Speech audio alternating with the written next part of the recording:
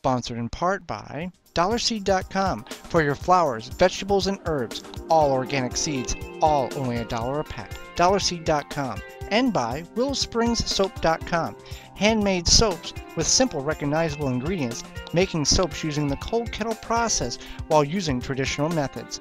WillowSpringsSoap.com. ManureTea.com, authentic Haven brand, 100% natural soil conditioner for the home garden, all your vegetables, herbs, and flowers. ManureTea.com, always free shipping. Squirm and Worm Farm, organic farm and gardening supplies. It's conveniently located in Plymouth, Wisconsin. Worm castings, organic potting soil, organic and heirloom seeds, cover crop seeds, and more. SquirmandWormFarm.com. Welcome to the Wisconsin Vegetable Gardener Extra. I'm Joy Baird. We're going to plant some of the onions, the white Spanish onions that we've started from seed. And we're going to do it in a little different fashion than we have in years past. Now, right here, we've got a row of onions and shallots that we've saved that started to grow this year early in the spring that we've put in a raised row. Now, where we've got onions going to be planted here around the perimeter of our tomato patch. Now, we've got it gridded off and we've got Epsom salt here in where we're going to plant each tomato. And we covered that in our Sunday series, Straight to the Point. And if you missed that, it'll be in the show notes below so you can check out the reasons why it's so beneficial to use Epsom salt when planting tomatoes. With these Spanish onions that we started from seed, I've went around and punctured holes kind of in this makeshift raised row, and I'm simply going to place them in there about every 4 to 5 inches. Now, I understand that some of these may not make it, but onions are very hardy plants, so I expect the majority of them to make it. Now, why am I planting them around the perimeter of the tomato plant? The tomatoes? Well, tomatoes and onions are companion plants, and onions will help rid some of the bugs that may come in to try to eat the tomatoes.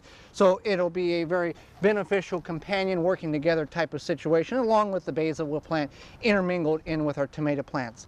So what I'm going to do is I'm going to use one of my kneeling pads here to kneel on, and I'm going to take another kneeling pad and I'm simply going to put them on the white kneeling pad so I can see my onions sets basically here. Just so they're not, disappearing in the garden. I'm going to very gently shake some of the soil off. There's one, and I'm just going to find one of the holes that I've got made, plop it in, seal it up, and it's just that simple to go about doing it. Now you can also buy onion bulb sets in the store at your local home and garden center, but it's very rewarding for Holly and I to plant onion sets that we started from seed.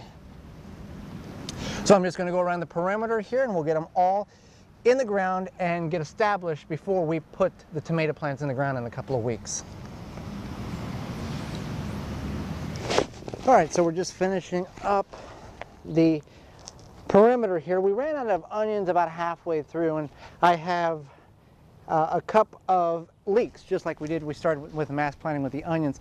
So leeks are also a companion plant to onions as well as tomatoes. So we went ahead and finished the perimeter off just so we could really lock in the tomatoes for the companion planting and do our best to deter bad bugs from getting in there and hurting our tomato crop.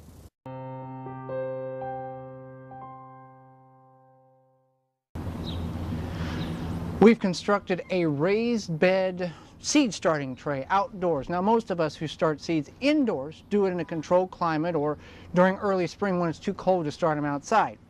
The reason behind this device was several years ago we had an accident and spilled a lot of the seeds that we plant on a regular basis in this, and I've collected them and put them in this pill bottle. We've got cabbage, kohlrabi, broccoli, cauliflower, there's a few peppers, pumpkin, cucumbers, and instead of sorting through for hours trying to figure out what it might be or probably guessing wrong, we're going to just plant them in this raised bed here that we made out of some 2x4, used one of the circular saws that we found along the side of the road, and screwed it together, and we're just going to start our seeds out here, and as they emerge, then we can kind of strategically place them in the garden once we know what they are, and go about maximizing our growing capabilities. Now, I came up with this idea from James Bergioni, who's in New Jersey, and he was one of the guests on my weekly Thursday night garden hangout programs, and if you missed that program, it'll be in the show notes for you to see what he's doing up there. But he's got the same kind of concept, but he starts all his seeds outdoors in a raised bed like this, but he uses recycled windows as a mini greenhouse. So I'm kind of taking the same idea there, but doing it while it's warm enough outside. I don't need protection over top of the raised bed. So with the multitudes of seeds, yeah, I know what the cucumbers are, I know what the peppers are, and the pumpkins, but I'm just going to head and make a couple rows, let the seeds germinate, and just start them outside with no protection on them, because it's going to be warm enough here, hopefully, the way the 10-day forecast looks, and we've got over that really cold chances that we have. So I'm just going to plant them, and what we have is what we get, and then we'll be able to strategically place them in the garden when it comes time to identify the plants. So we're just going to plant them in rows. I'm planting them heavy because I'm going to pull them out anyway, and this is just made with compost that we had left over from last year's compost pile. If you like what you see, feel free to subscribe and comment. We put a video out each and every Tuesday. I'm Joy Baird, and this has been a Wisconsin Vegetable Gardener Extra. For more information, you can visit our website at thewisconsinvegetablegardener.com.